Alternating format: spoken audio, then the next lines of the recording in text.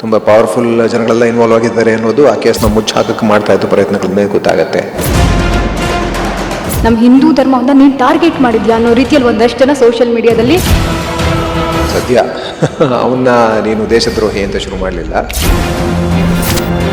ಅನ್ಯಾಯಕ್ಕೆ ಯಾವ ಧರ್ಮ ಇದೆ? ಎಲ್ಲ ಧರ್ಮದಲ್ಲೂ ಅನ್ಯಾಯ ನಡೆಯುತ್ತೆ. ಧರ್ಮದ ಹೆಸರು ಅಧಿಕಾರ ಹಿಡಿತಾರೆ.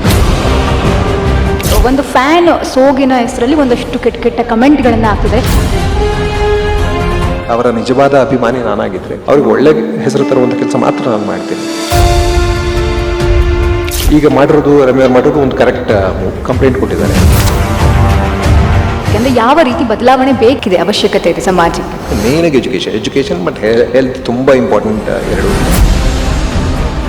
ಈ ಕ್ರೈಮ್ಸಿಗೆ ಈಗಲಾದರೂ ಕಡಿವಾಣ ಹಾಕುವಂತಹ ವ್ಯವಸ್ಥೆ ಬರ್ತಿದೆಯಲ್ವಾ ಅಂತ. ನಿಜವಾದ ಕೆಲಸ ಕೋಟ್ ಹಾಕಬೇಕು ಮಾಡೋದು ಅವ್ರು ಕೆಲಸ ಮಾಡ್ತಾರೆ, ಇದನ್ನೆಲ್ಲ ಮಾಡಲ್ಲ. ಅನ್ಯಾಯ ನಡೀದೇ ಇರೋ ಹೋಗಿ ನೋಡ್ಕೊಳ್ಳೋದು ನ್ಯಾಯ ಅಂತ ಅನ್ಸುತ್ತೆ ನನಗೆ.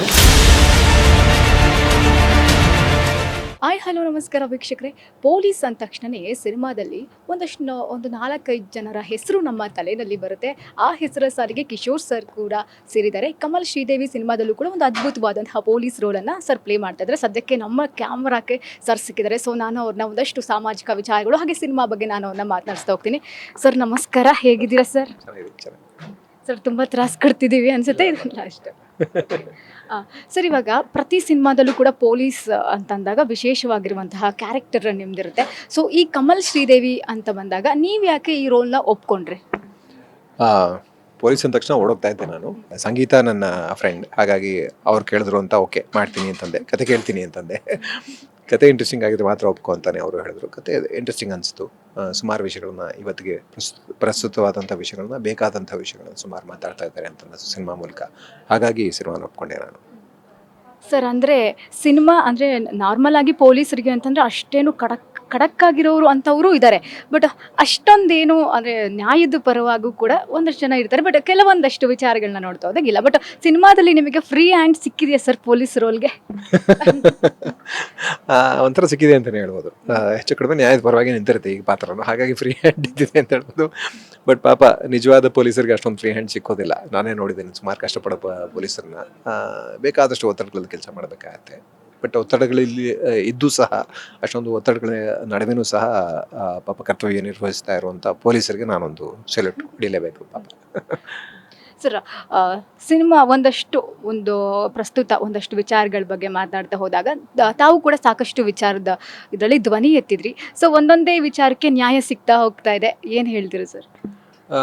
ಪ್ರಜಾಪ್ರಭುತ್ವದಲ್ಲಿ ಭರವಸೆ ಮೂಡುತ್ತೆ ಈ ಥರ ಆದಾಗ. ಬಟ್ ಮೆಜಾರಿಟಿ ಇನ್ನೂ ಅನ್ಯಾಯವೇ ನಡೀತಾ ಇದೆ. ಆದರೂ ಅಲ್ಲಲ್ಲಿ ಭರವಸೆ ಕಿರಣಗಳು ಮೂಡಬೇಕು. ಆವಾಗಲೇ ಒಂದು ಸ್ವಲ್ಪ ನಂಬಿಕೆ ಇರುತ್ತೆ ಪ್ರಜಾಪ್ರಭುತ್ವದಲ್ಲಿ, ಸಂವಿಧಾನದಲ್ಲಿ ನಂಬಿಕೆ ಉಳ್ಕೊಳ್ಳುತ್ತೆ ಅಂತ ಅನ್ಸುತ್ತೆ. ಜೊತೆಗೆ ನ್ಯಾಯ ಅನ್ನೋದು ಬರೀ ದುಡ್ಡಿರುವವನ ಅಥವಾ ಅಧಿಕಾರ ಇರುವವನ ಸ್ವತ್ತಲ್ಲ ಅನ್ನೋದೊಂದು ಆವಾಗ ಮನವರಿಕೆ ಆಗ್ತಾ ಇರಬೇಕು ಜನಗಳಿಗೆ. ಹೋರಾಟ ಮಾಡೋದಕ್ಕೂ ಒಂದು ಪ್ರೇರೇಪಣೆ ಸಿಗುತ್ತೆ ಅನ್ಸುತ್ತೆ. ಪ್ರೇರಣೆ ಎಲ್ಲವೂ ಸಿಗುತ್ತೆ ಅನ್ಸುತ್ತೆ. ಸರ್, ಸಾರ್ವಜನಿಕರಲ್ಲಿ ನ್ಯಾಯ ಅಂತ ಬಂದಾಗ ಬಿಡು ಯಾರಿಗೂ ಸಿಗಲ್ಲ ನ್ಯಾಯ, ಇವಾಗೆಲ್ಲ ನ್ಯಾಯ ಸಿಗುತ್ತೆ, ಎಲ್ಲ ದುಡ್ಡು ಹಣ ಇದ್ರೆ ಸಾಕಪ್ಪ, ನಮಗೆಲ್ಲ ನ್ಯಾಯ ಎಲ್ಲಿ ಸಿಗುತ್ತೆ ಅಂತ ಮಾತಾಡ್ತಾ ಇರೋ ಅಷ್ಟರಲ್ಲೇ ಒಂದು 12-13 ವರ್ಷದಿಂದ ಆದಂತಹ ಒಂದು ಕೇಸ್ ಮತ್ತೆ ರಿಓಪನ್ ಆಗಿದೆ, SIT ರಚನೆ ಆಗುತ್ತೆ. ಸರ್, ಇದೆಲ್ಲ ನೋಡ್ತಾ ಹೋಗಿದಂಗೆ ಅಟ್ ದಿ ಎಂಡ್ ಯಾರ್ಯಾರು ಇದ್ರ ಹಿಂದೆ ಇದ್ದಾರೆ, ಆಚೆ ಬರ್ತಾರೆ ಅಂತ ನಿಮಗೆ ಅನಿಸುತ್ತಾ? ಹಾಗೆ ಬರುವಂಥ ಸೂಚನೆಗಳಂತೂ ಕಾಣಿಸ್ತಾ ಇವೆ. ಬಟ್ ನ್ಯಾಯದ ಭಾಷೆಯಲ್ಲೇ ಹೇಳಬೇಕು ಅಂತಂದರೆ ಡಿಲೇಡ್ ಇಸ್ ಜಸ್ಟಿಸ್ ಡಿನೈಡ್ ಅಂತ ಹೇಳ್ತಾರಲ್ಲ, ಹಾಗೆ ತಡವಾದರೂ ಸಹ ಅದು ಅನ್ಯಾಯವೇ. ತಡವಾಗಿದ್ದು ಅನ್ಯಾಯನೇ. ಆ ಅನ್ಯಾಯನ ಏನೇ ಮಾಡಿದ್ರೂ ಸರಿ ಮಾಡೋದಕ್ಕಾಗೋದಿಲ್ಲ. ಅಟ್ಲೀಸ್ಟ್ ತಡವಾಗಿ ಆದರೂ ಒಂದು ಲೆವೆಲ್ ನ್ಯಾಯ ಸಿಕ್ಕಿದ್ರೆ ಇನ್ನು ಮುಂದೆ ಈ ಥರ ತಡ ಆಗದೆ ಇರೋ ಹಂಗೆ ನೋಡ್ಕೊಳ್ಳೋದಕ್ಕೆ ಏನು ಮಾಡಬೇಕು ಅಂತ ನೋಡಬೇಕು. ಮುಖ್ಯವಾಗಿ ಜನ ದನಿ ಎತ್ತಬೇಕು ಅಂತ ನನಗನ್ಸುತ್ತೆ. ಜನ ದನಿ ಎತ್ತಾ ಇಲ್ಲ.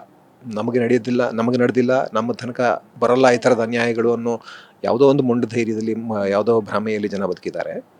ಇವತ್ತು ನಮ್ಮ ತನಕ ಬಂದಿದೆ ಸುಮಾರು ವಿಷಯಗಳೆಲ್ಲ ನಮ್ಮ ಹತ್ರ ಬಂದುಬಿಟ್ಟಿದೆ ಅಲ್ಲ, ನಮ್ಮ ಊರುಗಳಲ್ಲೇ, ನಮ್ಮ ಮನೆಗಳಲ್ಲೇ, ನಮ್ಮ ರಾಜ್ಯದಲ್ಲೇ ನಡೀತಾ ಇವೆ. ಸೊ ಈಗ ಅಟ್ಲೀಸ್ಟ್ ದನಿ ಎತ್ತಬೇಕು ಅನ್ನೋದನ್ನು ತಿಳ್ಕೋಬೇಕು. ಪ್ರಜಾಪ್ರಭುತ್ವದಲ್ಲಿ ಯಾವಾಗ ಅಧಿಕಾರದಲ್ಲಿರುವಂಥವರು ಕಡಿವಾಣ ಇಲ್ದ ಹಾಗೆ ಹೋಗ್ತಾರೋ ಆವಾಗ ಈ ಥರದ ಅನ್ಯಾಯಗಳು ನಡೆಯೋಕ್ಕೆ ಶುರುವಾಗುತ್ತೆ. ಸೊ ಅಧಿಕಾರದಲ್ಲಿರುವಂಥವ್ರನ್ನ ಕಟ್ಟಾಕುವಂಥ ಒಂದು ಅಧಿಕಾರ ನಮ್ಮ ಕೈಲಿದೆ, ವೋಟ್, ಪ್ರಜಾಪ್ರಭುತ್ವ. ಸೊ ಅಲ್ಲಿ ನಾವು ಅದನ್ನು ಎಕ್ಸಸೈಸ್ ಮಾಡಬೇಕು.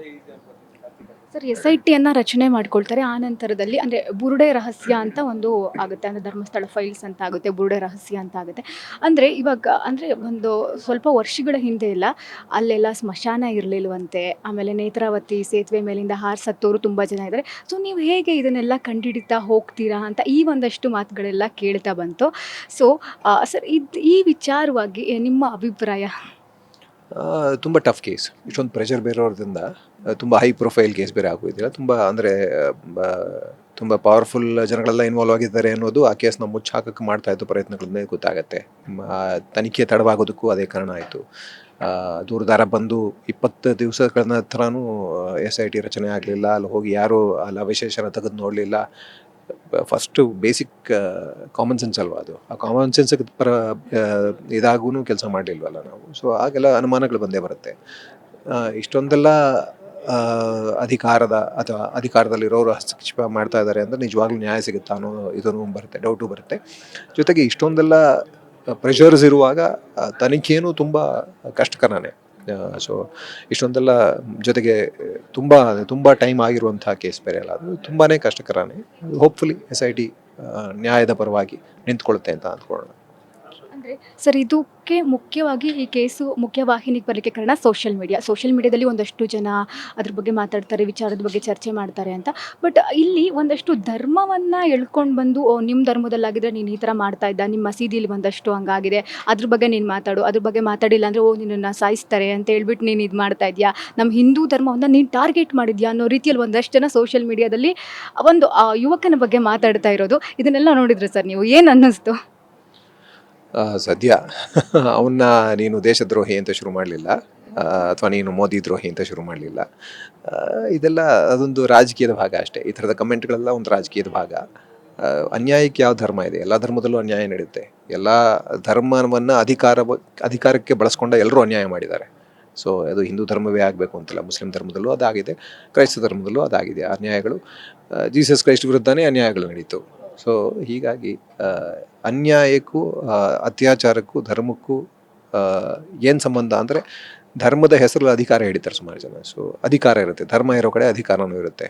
ಸೊ ಅಧಿಕಾರ ಜವಾಬ್ದಾರಿಯಿಂದ ಇರಬೇಕಾಗತ್ತೆ. ಯಾಕಂದರೆ ಧರ್ಮ ಆಸ್ಥೆಯ ಅಥವಾ ನಂಬಿಕೆಯ ವಿಷಯ ಆಗಿರೋದ್ರಿಂದ ತುಂಬ ಕೇರ್ಫುಲ್ ಇರಬೇಕಾಗತ್ತೆ ಧರ್ಮದ ಅಧಿಕಾರ ಹಿಡಿದವರು.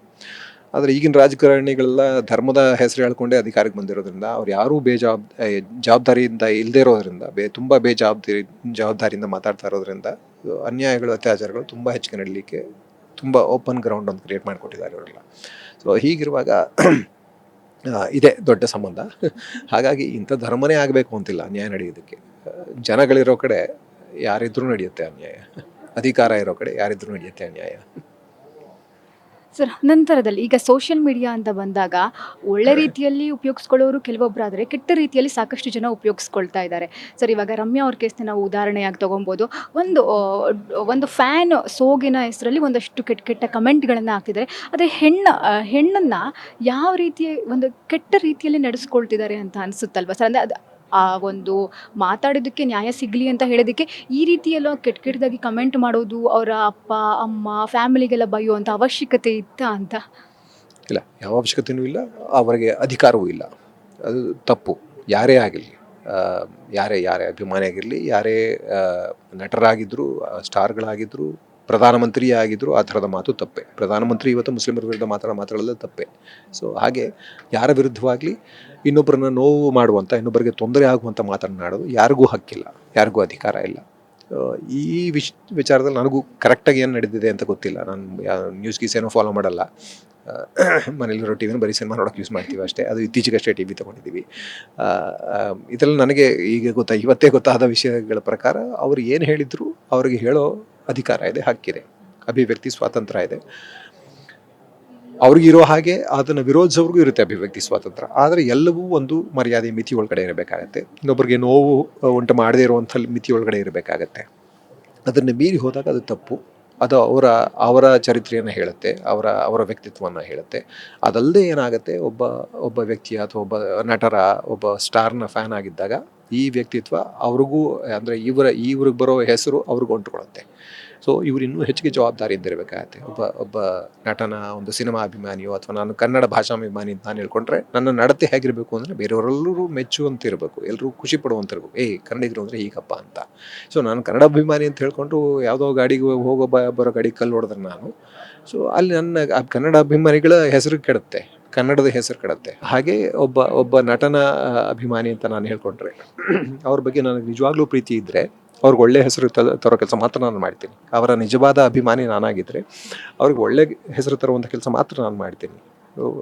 ಆ ಜವಾಬ್ದಾರಿ ನನಗಿರುತ್ತೆ. ಆ ಜವಾಬ್ದಾರಿನ ಅವರು ಬೆಳೆಸ್ಕೋಬೇಕು. ಜೊತೆಗೆ ಸ್ಟಾರ್ಗಳು ಸಹ ಆ ಥರದ್ದು ಯಾವ್ದಾದ್ರು ನಡೆದಾಗ ಅವರ ಅಭಿಮಾನಿಗಳ ಹೆಸರಲ್ಲಿ, ಯಾಕಂದರೆ ಬೇರೆಯವರು ಮಾಡಿರುವಂಥ ಸಾಧ್ಯತೆಗಳಿದೆ. ಯಾಕಂದರೆ ನನಗಾಗದೇ ಇರೋರು ಯಾವುದೋ ಒಂದು ಮೋದಿ ಅಭಿಮಾನಿ ಹೆಸರಲ್ಲಿ ಏನೋ ಒಂದು ಮಾಡ್ಬೋದಲ್ಲ.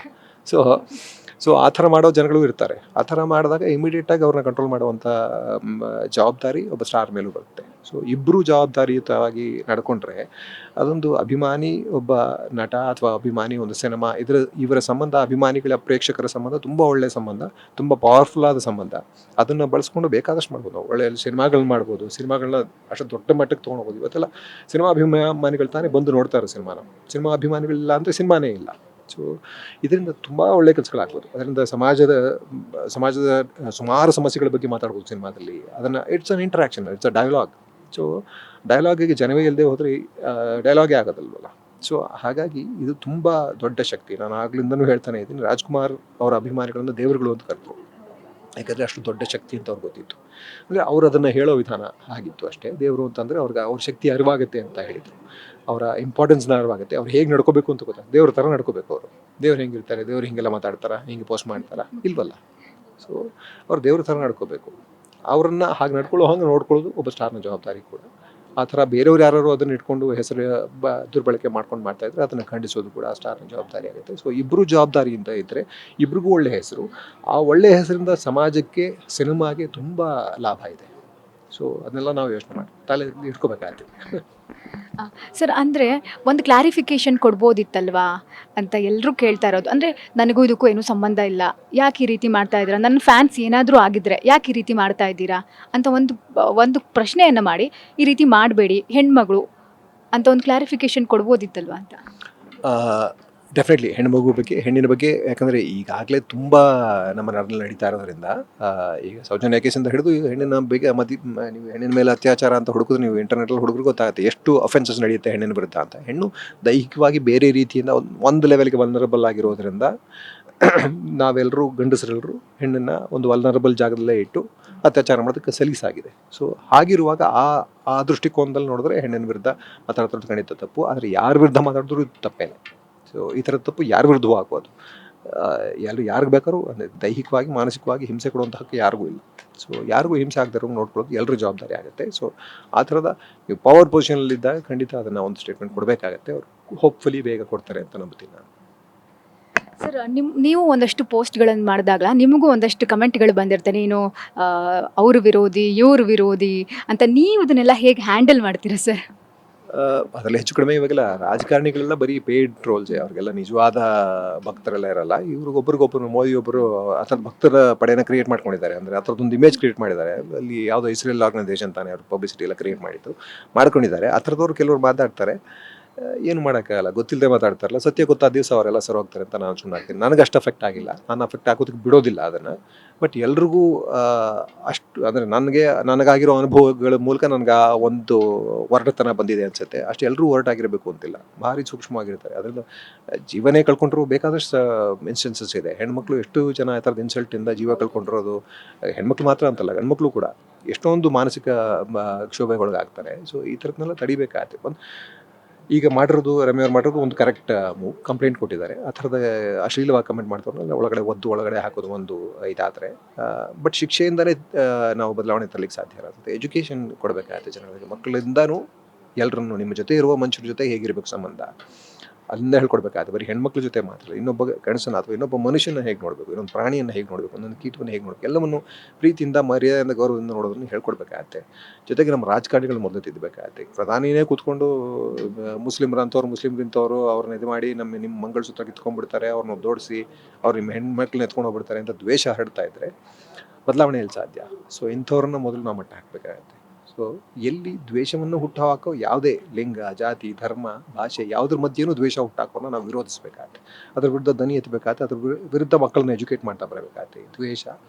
ದ್ವೇಷದ ವಿರುದ್ಧ ಮಕ್ಕಳನ್ನ ಎಜುಕೇಟ್ ಮಾಡ್ತಾ ಬಂದು ಪ್ರೀತಿಯ ಪ್ರಾಮುಖ್ಯತೆಯನ್ನು ಹೇಳ್ಕೊಡ್ತಾ ಹೋದರೆ ಖಂಡಿತ ಸಮಾಜ ಬದಲಾವಣೆ ಆಗುತ್ತೆ. ಸರ್, ಇವಾಗ ಬದಲಾವಣೆ ಅಂತಂದ್ರೆ ನಾವು ಯಾವ ರೀತಿ ಬದಲಾವಣೆಯನ್ನ ಮಾಡ್ತಾ ಹೋದ್ರೆ ನಮ್ಮ ದೇಶ ಒಂದು ಮಟ್ಟಕ್ಕೆ ಒಳಿತಾಗ್ಬೋದು ದೇಶಕ್ಕೆ, ಅಂದ್ರೆ ಯಾವ ರೀತಿ ಬದಲಾವಣೆ ಬೇಕಿದೆ, ಅವಶ್ಯಕತೆ ಇದೆ ಸಮಾಜಕ್ಕೆ? ಏನಿಲ್ಲ, ಜನಗಳಿಗೆ ಪ್ರೀತಿನ ಹೇಳ್ಕೊಡಿ. ಮೊದಲು ಪ್ರೀತಿಯಿಂದ ಬದುಕಕ್ಕೆ ಬಿಡಿ ಅಷ್ಟೇ.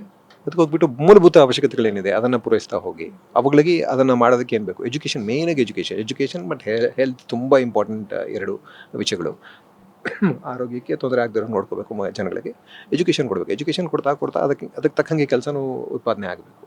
ಅಷ್ಟಾದರೆ ಜನಗಳಿಗೆ ಮಾಡೋಕ್ಕೆ ಕೆಲಸ ಇದ್ದರೆ ಎಜುಕೇಷನ್ ಕರೆಕ್ಟಾಗಿ ಕೊಟ್ಟರೆ. ಎಜುಕೇಷನ್ ಅಂದರೆ ಇದೊಂದು ಬರೀ ಓದಿನ ಎಜುಕೇಷನ್ ಮಾತ್ರ ಅಲ್ಲ, ಅವರ ನಡವಳಿಕೆ ಹೇಗಿರಬೇಕು, ಅವರ ಸಮಾಜವನ್ನು ಹೇಗೆ ಕಟ್ಕೋಬೇಕು, ಮುಂದಿನ ಪೀಳಿಗೆ ಹೇಗೆ ಖುಷಿಯಾಗಿರ್ಬೇಕು. ಮೇನ್ ಖುಷಿಯಾಗಿರುತ್ತಾನೆ ನಾವು ಇದೆಲ್ಲ ಮಾಡ್ತೀವಿ. ಸುಮ್ಮನೆ ಹೊಡೆದಾಡ್ಕೊಂಡಿದ್ರೆ ಹೆಂಗೆ ಖುಷಿಯಾಗಿರ್ಲಿಕ್ಕೆ ಸಾಧ್ಯ? ಸೊ ಮೇನ್ಲಿ ಬೇಸಿಕಲಿ ಎಜುಕೇಷನ್ ಅಂತ ಅನ್ಸುತ್ತೆ. ನೆಕ್ಸ್ಟ್ ಜನ್ರೇಷನ್ಗೆ ಎಜುಕೇಷನ್ ನೀವು ಕೊಡ್ತಾ ಹೋದರೆ, ಎಲ್ಲರನ್ನೂ ಎಜುಕೇಟ್ ಮಾಡ್ತಾ ಹೋದರೆ ನಿಧಾನಕ್ಕೆ ಬದಲಾವಣೆ ಕಾಣಿಸ್ತಾ ಹೋಗುತ್ತೆ. ಸರ್, ಪ್ರಸ್ತುತ ಒಂದಷ್ಟು ಘಟನೆಗಳನ್ನು ನೋಡ್ತಾ ಹೋದಂಥ ಸಂದರ್ಭದಲ್ಲಿ ನಮ್ಮ ನ್ಯಾಯಾಂಗದ ಮೇಲೆ ಇನ್ನೂ ಸಾರ್ವಜನಿಕರಲ್ಲಿ ಗಟ್ಟಿಯಾದಂತಹ ಮನಸ್ಸು ಬರ್ತಿದೆ. ಅಂದರೆ ನ್ಯಾಯ ಸಿಗ್ಬೋದೇನೋ, ಎಲ್ಲ ವಿಚಾರಗಳಲ್ಲೂ ನ್ಯಾಯ ಸಿಗ್ಬೋದೇನೋ ಅಂತ. ಅಂದರೆ ರೀಸೆಂಟಾಗಿ ಅದು ಪ್ರಜ್ವಲ್ ರೇವಣ್ಣ ಅವರ ಪ್ರಕರಣ ಆಗಿರ್ಬೋದು, ಇದಕ್ಕೆಲ್ಲ ಒಂದಷ್ಟು ಸಾರ್ವಜನಿಕರಲ್ಲಿ ಗಟ್ಟಿಯಾದಂತಹ ಮನಸ್ಸನ್ನು ಮಾಡ್ತಿದ್ದಾರೆ. ನ್ಯಾಯ ಸಿಗ್ಬೋದೇನೋ, ಇನ್ನು ಮುಂದೆ ಆದರೂ ಏನಾದರೂ ಒಂದು ಕ್ರೈಮ್ಸ್ ನಡೆದ್ರೆ ಈ ಕ್ರೈಮ್ಸಿಗೆ ಈಗಲಾದರೂ ಕಡಿವಾಣ ಹಾಕುವಂತಹ ವ್ಯವಸ್ಥೆ ಬರ್ತಿದೆಯಲ್ವಾ ಅಂತ ಇದ್ರ ಬಗ್ಗೆ ಹೇಳೋದಾದ್ರೆ? ನಿಜ, ನ್ಯಾಯಾಂಗದ ಬಗ್ಗೆ ಅಲ್ಲಲ್ಲಿ ಭರವಸೆ ಬರ್ತಾ ಇದೆ, ಅಲ್ಲಲ್ಲಿ ನಂಬಿಕೆನೂ ಹೋಗ್ತಾ ಇದೆ. ಈಗ ಮಾಲೆಗಾಂವ್ ಬ್ಲಾಸ್ಟ್ ಕೇಸ್ ಎಲ್ಲರನ್ನೂ ಅಕ್ವಿಟ್ ಮಾಡಿಬಿಟ್ರು. ತುಂಬ ಸ್ಟ್ರಾಂಗ್ ರೀಸನ್ ಇದೆ ಅವ್ರನ್ನ ನಂಬೋದಕ್ಕೆ, ಅದರ ಸಾಕ್ಷಿ ಇಲ್ಲ ಅಂತ ಬಿಟ್ಬಿಟ್ರು. ಮತ್ತು ಬಾಂಬೆ ಬ್ಲಾಸ್ಟ್ ಕೇಸ್ನಲ್ಲಿ 19 ವರ್ಷ ಆದಮೇಲೆ 19 ಜನನ ಎಷ್ಟು 19 ವರ್ಷ ಆದಮೇಲೆ ಒಂದಷ್ಟು ಜನನ 10 ಜನನ ರಿಲೀಸ್ ಮಾಡಿದ್ರು, ಸಾಕ್ಷಿ ಇಲ್ಲ ಅಂತ ಅಂದ್ಬಿಟ್ಟು. ಅವರೇ ತಪ್ಪು ಮಾಡಿದ್ರೆ ಇಲ್ವಾ ಅಂತ ಗೊತ್ತೇ ಇಲ್ಲ. ಸೊ ಅಮಾಯಕರನ್ನ ಅವ್ರ ಅಕಸ್ಮಾತ್ ಅವ್ರೇನೋ ಅಮಾಯಕರಾಗಿದ್ದರೆ 19 ವರ್ಷ ಜೈಲಲ್ಲಿಟ್ಟು ಏನು ಮಾಡ್ತಿದ್ವಿ? ಸೊ ನ್ಯಾಯಾಂಗನ ಗೊತ್ತಿಲ್ಲ.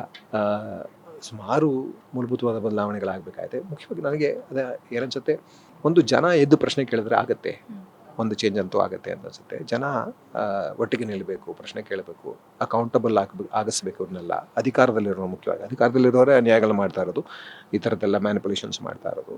ಅವ್ರನ್ನ ಹಿಡಿದು ಕೊರಳುಪಟ್ಟಿ ಹಿಡಿದು ಅವ್ರನ್ನ ಕಂಟ್ರೋಲ್ ಇಟ್ಕೊಂಡ್ರೆ, ಅವರು ಸುಮ್ಮನೆ ನಾವು ಜಾತಿ ಧರ್ಮ ಅಂತೆಲ್ಲ ನೋಡ್ಕೊಂಡು ಓಟ್ ಹಾಕ್ತೆ ನಿಜವಾದ ಕೆಲಸಕ್ಕೆ ಓಟ್ ಹಾಕಿ ಮಾಡೋದು. ಅವ್ರು ಕೆಲಸ ಮಾಡ್ತಾರೆ, ಇದನ್ನೆಲ್ಲ ಮಾಡಲ್ಲ.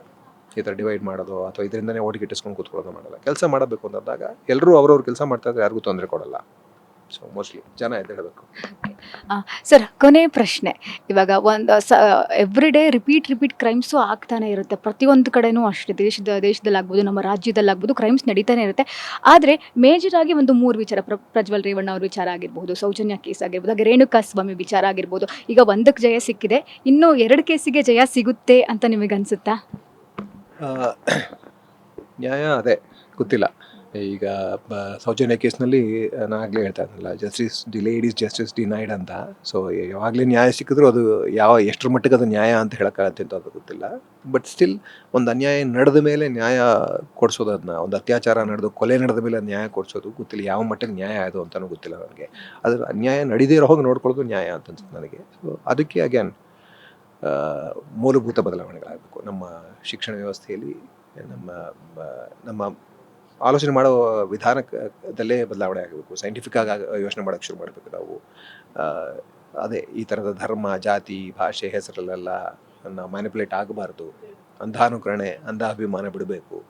ಸೈಂಟಿಫಿಕ್ ಆಗಿ ಯೋಚನೆ ಮಾಡಬೇಕು, ಪ್ರಶ್ನೆ ಮಾಡಬೇಕು, ಎಲ್ಲರನ್ನೂ ಪ್ರಶ್ನೆ ಮಾಡಬೇಕು. ನಮ್ಮ ನಾವು ತುಂಬ ಪ್ರೀತಿಸುವಂಥ ಲೀಡರ್ಗಳೇ ಆಗಿರ್ಬೋದು, ಅಥವಾ ನಿಮ್ಮ ಪ್ರೀತಿಸುವಂಥ ಜನಗಳೇ ಆಗಿರ್ಬೋದು, ಎಲ್ಲರೂ ಮನೆಯಲ್ಲೇ ಆಗಿರ್ಬೋದು, ಪ್ರಶ್ನೆ ಮಾಡಬೇಕು. ನಮ್ಮ ಅಪ್ಪ ಅಮ್ಮ ಅಂತ ಪ್ರಶ್ನೆ ಮಾಡದೇ ಇರಬಾರ್ದಲ್ಲ. ಸೊ ಪ್ರಶ್ನೆ ಮಾಡುವ ಮನೋಭಾವವನ್ನು, ವೈಜ್ಞಾನಿಕ ಮನೋಭಾವನ ಬೆಳೆಸ್ಕೊಂಡ್ರೆ ಒಂದು ಲೆವೆಲ್ಗೆ ಬದಲಾವಣೆ ಸಾಧ್ಯ ಅನ್ಸುತ್ತೆ.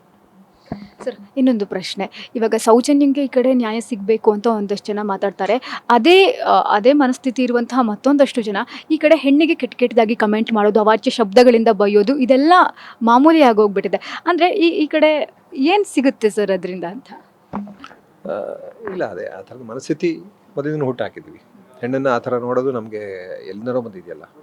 ಪರಂಪರೆಗಳದ್ದು, ನಮ್ಮ ಪುರಾಣಗಳಲ್ಲೂ ಆ ಥರನೇ ನಡ್ಸ್ಕೊಂಡ್ಬಂದಿದ್ದೀವಿ ಹೆಣ್ಣನ್ನು. ತೀರಾ ವಿಭಿನ್ನವಾಗೇನಿಲ್ಲ. ಕೆಲವು ಕಡೆ ಅಂದರೆ ಮೂಲ ಉದ್ದೇಶಗಳು ಚೆನ್ನಾಗೇ ಇದ್ದಿದ್ವಿ. ಈಗ ಯತ್ರನಾರಿಸ್ತು ಪೂಜ್ಯಂತೆ ನಮಂತೆ ತತ್ರ ದೇವತಾ ಅಂತೆಲ್ಲ ಹೇಳಿದ್ವಿ. ಅದು ನಮ್ಮ ಇದರಲ್ಲೇ ಇದೆ. ವಸುದೈವ ಕುಟುಂಬಕಂ ಅಂತೂ ನಮ್ಮಲ್ಲೇ ಹೇಳಿದ್ವಿ. ಆದರೆ ಆ ಧರ್ಮನ ಉಪಯೋಗಿಸ್ಕೊಂಡು ಇವತ್ತು ಹೊಡೆದಾಡ್ತಾ ಇದ್ದೀವಿ. ಸೊ ನಾವು ಆಲೋಚನೆ ಮಾಡೋದು ಬದಲಾಗಬೇಕು, ನಾವು ನೋಡೋ ದೃಷ್ಟಿ ಬದಲಾಗಬೇಕು. ಸೊ ಒಬ್ಬೊಬ್ಬರು ಬದಲಾಗ್ತಾ ಬಂದರೆ ಎಜುಕೇಷನ್ ಡೆಫಿನೆಟ್ಲಿ ಅಗೇನ್ ಎಲ್ಲನೂ ಆಲ್ ಸೆಟೆಡ್ನ ಎಜುಕೇಷನಿಂದನೇ ಮುಖ್ಯವಾಗಿ ಎಜುಕೇಷನಿಂದ ಬದಲಾವಣೆ ಮಾಡ್ತಾ ಶುರುವಾದ ಚಿಕ್ಕ ಮಕ್ಕಳಿಂದ ಬದಲಾವಣೆ ಮಾಡ್ಕೊಂಡು ಮನೆ ಹಂತದಲ್ಲೂ ಬದಲಾವಣೆ ಶುರುವಾದ ಎಲ್ಲರೂ ಫೈನಲ್ ಆಗಿ ನಮ್ಮ ಮುಂದಿನ ಪೀಳಿಗೆ ಖುಷಿಯಾಗಿರ್ಬೇಕಂತಾನೆ ತಾನೇ ನಮ್ಮ ಉದ್ದೇಶ. ಈ ಥರ ಮಾಡ್ತಾ ಹೋದರೆ ಎಲ್ಲಿ ಸರಿ ಇರುತ್ತೆ? ಇವು ಯಾರನ್ನೋ ತಿದ್ದು ಬಿಡ್ತೀವಿ, ಯಾರನ್ನೋ ಸರಿ ಮಾಡಿಬಿಡ್ತೀವಿ, ಯಾರನ್ನೋ ದ್ವೇಷಿಸ್ಬಿಡ್ತೀವಿ ಅಂದರೆ ಏನೂ ಸರಿಯಾಗಿಲ್ಲ. ಸೊ ಪ್ರೀತಿಯಿಂದ ಅಷ್ಟೇ ಏನಾದರೂ ಬದಲಾವಣೆ ಸಾಧ್ಯ. ಸರ್, ಹಿಂದಿನ ಕಾಲಕ್ಕೆ ಹೋಲಿಸ್ಕೊಂಡ್ರೆ ಇವಾಗಲೇ ಶಿಕ್ಷಣವನ್ನು ಪಡಿತಿರುವಂತಹ ಅವರ ಸಂಖ್ಯೆ ಜಾಸ್ತಿ ಆಗ್ತಿದೆ. ಆ ಶಿಕ್ಷಣವನ್ನು ಪಡ್ಕೊಂಡಿರೋರೇ ಈ ರೀತಿ ಒಂದಷ್ಟು ಕ್ರೈಮ್ಸ್ಗಳನ್ನು ಆಗಿರಬಹುದು, ಅವಾಚ್ಯ ಶಬ್ದವನ್ನು ಬಳಸೋದಾಗಿರ್ಬೋದು, ಹೆಣ್ಣನ್ನು ಒಂದು ವಸ್ತುವಾಗಿ ನೋಡ್ತಾ ಇರೋರ ಸಂಖ್ಯೆ ಅವರೇ ಜಾಸ್ತಿ ಜನ ಇದ್ದಾರಲ್ವ ಸರ್? ಶಿಕ್ಷಣ ಅಂದರೆ ಬರೀ ಸ್ಕೂಲ್ಗೆ ಹೋದರೆ ಕಾಲೇಜ್ಗೆ ಹೋದರೆ ಆಗಲ್ಲ. ಯಾಕಂದರೆ ಎಜುಕೇಟೆಡ್ ಆಗಿರೋರು ಸುಮಾರು ಜನ ಮನೆಯಲ್ಲೇ ಅವ್ರ ಮನೆಗಳಲ್ಲಿ ಹೆಂಗಿರ್ತಾರೆ ಅಂತ ನೋಡಿದ್ರೆ ಗೊತ್ತಾಗುತ್ತೆ. ಸೊ ಬರೀ ಸ್ಕೂಲ್ ಎಜುಕೇಷನಿಂದ ಸಾಧ್ಯ ಇಲ್ಲ. ಈ ಎಜುಕೇಷನ್ ಒಂದು ಸೊಸೈಟಲ್ ಲೆವೆಲಲ್ಲಿ ಆಗಬೇಕು. ಈಗ ಸಿನಿಮಾಗಳು ಅದಕ್ಕೆ ತುಂಬ ಇಂಪಾರ್ಟೆಂಟ್ ಆಗ್ತವೆ. ಒಳ್ಳೊಳ್ಳೆ ಸಿನಿಮಾಗಳು ಬರಬೇಕು, ಜನಗಳನ್ನ ಯೋಚನೆಗೆ ಹಚ್ಚುವಂಥ ಸಿನಿಮಾಗಳು ಬರಬೇಕು. ಅವರ ಆಲೋಚನೆಗಳನ್ನು ರೂಪಿಸುವಂಥ, ಬದಲಾಯಿಸುವಂಥ ಒಳ್ಳೊಳ್ಳೆ ಸಿನಿಮಾಗಳು ಬರಬೇಕು. ಪ್ರಶ್ನೆಗೆ ಹಚ್ಚಿದ್ರೆ ಸಾಕು, ಯಾವತ್ತೋ ಒಂದು ದಿವಸ ಬದಲಾವಣೆನೂ ಆಗುತ್ತೆ. ಹೀಗೆ ಅಂತ ಒಂದೇ ಉತ್ತರ ಅಂತ ಹುಡುಗಿಗೆ ಆಗಲ್ಲ. ಎಲ್ಲ ಥರದ ಎಲ್ಲ ದಿಕ್ಕಿನಲ್ಲೂ ಇದಕ್ಕೆ ಕೆಲಸ ನಡಿಬೇಕಾಗುತ್ತೆ. ಎಲ್ಲ ನಿಟ್ಟಿನಲ್ಲೂ ಕೆಲಸ ನಡೆದು ಒಟ್ಟಿನಲ್ಲಿ ಬೇಕಾದಷ್ಟು ಜನ ಇದ್ದಾರೆ, ಎಕ್ಸ್ಪರ್ಟ್ಸ್ ಇದ್ದಾರೆ ಸುಮಾರು ಈ ಥರದ ವಿಷಯಗಳಲ್ಲಿ. ಅವ್ರಿಗೆಲ್ಲ ಕೂತ್ಕೊಂಡು ಆಗಿವೆ, ಎಲ್ಲ ಕೆಲಸಗಳು ಆಗಿವೆ. ಆದರೆ ಮಧ್ಯದಲ್ಲಿ ನಮ್ಮ ರಾಜಕಾರಣಿಗಳು ಅವರ ಲಾಭಕ್ಕೋಸ್ಕರ ಎಲ್ಲ ಬದಲಾಯಿಸ್ತಾ ಹೋಗ್ತಾ ಇರ್ತಾರೆ ಅಷ್ಟೇ. Sir, thank you so much ನಮ್ಮ ಜೊತೆ ಇಷ್ಟೋ ತನಕ ಮಾತಾಡೋದಕ್ಕೆ. ಸರ್, ಒಂದೇ ಒಂದು ಪ್ರಶ್ನೆ. ಇವಾಗ 2025 ಸೆಕೆಂಡ್ ಹಾಫ್ ಅಂದರೆ ಜುಲೈಯಿಂದ ಒಳ್ಳೊಳ್ಳೆ ಕನ್ನಡ ಸಿನಿಮಾಗಳು ಬರ್ತಾ ಇದೆ. ಸೊ ಅದರಲ್ಲೂ ಕೂಡ ಭಾಳ ಸದ್ದು ಮಾಡ್ತಾ ಇದ್ದು soup from so cinema. So ಅಂದರೆ ಇನ್ಮೇಲೆ ಒಂದು ಒಳ್ಳೆ ಶುಕ್ರದಶೆ ಸ್ಯಾಂಡಲ್ವುಡ್ಗೆ ಬರ್ಬೋದಾ ಅಂತ? ಏನಿಲ್ಲ, ಹಂಗೆ ಆಗಬೇಕು ಅಂತೇನಿಲ್ಲ. ಈಗ KGF ಹಿಟ್ ಆಯಿತು, ಕಾಂತಾರ ಹಿಟ್ ಆಯಿತು, ಆಮೇಲೆ ಮತ್ತೆ ಲಾಲ್ ಶುರು ಆಯ್ತಲ್ಲ, ಸಮಸ್ಯೆಗಳು ಶುರು ಆಯಿತು. ನಾವು ಒಳ್ಳೆ ಸಿನಿಮಾಗಳನ್ನ ಮಾಡಬೇಕು, ಒಳ್ಳೆ ಸಿನಿಮಾಗಳನ್ನ ತೊಗೊಂಡು ಹೋಗಿ ತಲುಪಿಸ್ಬೇಕು ಜನಗಳಿಗೆ. ಸೊ ತುಂಬ ಚೆನ್ನಾಗಿ ತಲುಪಿಸಿದ್ರೆ ಆ ತಂಡದ ಬಗ್ಗೆ ನನಗೆ ತುಂಬ ಖುಷಿ ಇದೆ, ಹೆಮ್ಮೆ ಇದೆ. ಸೊ ಆ ಥರ ನಾನು ಈಗಲೂ ಅದೇ ಹೇಳ್ತಾ ಇದ್ದೀನಿ, ನೀವು ಹಂಗೆ ತೊಗೊಂಡೋಗಿ ತಲುಪಿಸಿ. ಒಂದು ತುಂಬ ಇಂಟ್ರೆಸ್ಟಿಂಗ್ ಆದ ಒಂದು ಸಿನಿಮಾ, ಜನಗಳಿಗೆ ಏನು ಇಷ್ಟ ಆಗುತ್ತೆ ಆ ಥರದ ಸಿನಿಮಾ ನಿಮ್ಗೆ ಬೇಕಾಗಿದ್ದನ್ನು ಹೇಳಿ ಆ ಥರನೂ ಮಾಡೋ ಸಾಧ್ಯತೆ ಇದೆ. ಒಂದು ಬ್ಲೆಂಡ್ ಅಷ್ಟೇ ತಾನೆ, ಜನಗಳಿಗೆ ಇಷ್ಟ ಆಗುವಂಥ, ಜನಗಳಿಗೆ ಕುತೂಹಲ ಮೂಡಿಸುವಂಥ, ಜೊತೆಗೆ ಜನಗಳಿಗೆ ಬೇಕಾದಂಥ ವಿಷಯಗಳನ್ನು ಎತ್ಕೊಂಡು ಆ ಥರ ಒಂದು ಮನೋರಂಜನೆ ಮೂಲಕ ಕರೆಕ್ಟಾಗಿ ಹೇಳಿದ್ರೆ, ಜೊತೆಗೆ ಅದನ್ನು ತಗೊಂಡೋಗಿ ಪಬ್ಲಿಸಿಟಿ ಮಾಡೋದು ತುಂಬ ಮುಖ್ಯ ಆಗುತ್ತೆ. ಈಗೆಲ್ಲ ತುಂಬ ಅಟೆನ್ಷನ್ ಸ್ಪ್ಯಾನ್ ತುಂಬ ಕಡಿಮೆ ಇರುವಂಥ ಕಾಲ ಅಲ್ವಾ ಇವಾಗ. ಸೊ ಒಂದು ತಂಡವಾಗಿ ಅವರು ಅದನ್ನು ತೊಗೊಂಡೋಗಿ ತಲುಪಿಸ್ಲಿಕ್ಕೆ ಸಾಧ್ಯ ಆದರೆ ಖಂಡಿತ ಆ ಥರದ ಹಿಟ್ಗಳು. ಯಾಕಂದರೆ ಒಳ್ಳೆ ಸಿನಿಮಾಗಳು ಖಂಡಿತ ಕಂಟಿನ್ಯೂಸ್ ಆಗಿ ಮಾಡ್ತಾ ಇದ್ದೀವಿ ನಮ್ಮಲ್ಲಿ. ನಾನೇ ನೋಡಿದ್ದೀನಿ ಸುಮಾರು ಸಿನಿಮಾಗಳು, ಬಟ್ ಕೆಲವು ಸಿನಿಮಾಗಳು ಓಡಲ್ಲ. ಸಮಸ್ಯೆ ಜನಗಳಿಗೆ ತಲುಪಿಸೋದ್ರಲ್ಲಿ ಸೋಲ್ತಾ ಇದ್ದೀವಿ ನಾವು. ಸೊ ತಲುಪಿಸೋದಕ್ಕೆ ಏನೆಲ್ಲ ಬೇಕೋ ಅದನ್ನು ಮಾಡ್ತಾ ಹೋಗ್ಬೇಕಂತ. Thank you sir, thank you so much ಇಷ್ಟೋ ತನಕ ಮಾತಾಡೋಕ್ಕೆ. Thank you sir, thank you. ನೋಡಿದ್ರಲ್ವಾ, ಇದಾಗಿತ್ತು ಕಿಶೋರ್ ಸರ್ ಅವರ ಮಾತು. ಕ್ಯಾಮ್ರಾ ಪರ್ಸನ್ ವೆಂಕಟೇಶ್ ಜೊತೆ ಬಲವೀಂದ್ರ, ನ್ಯಾಷನಲ್ ಟಿವಿ.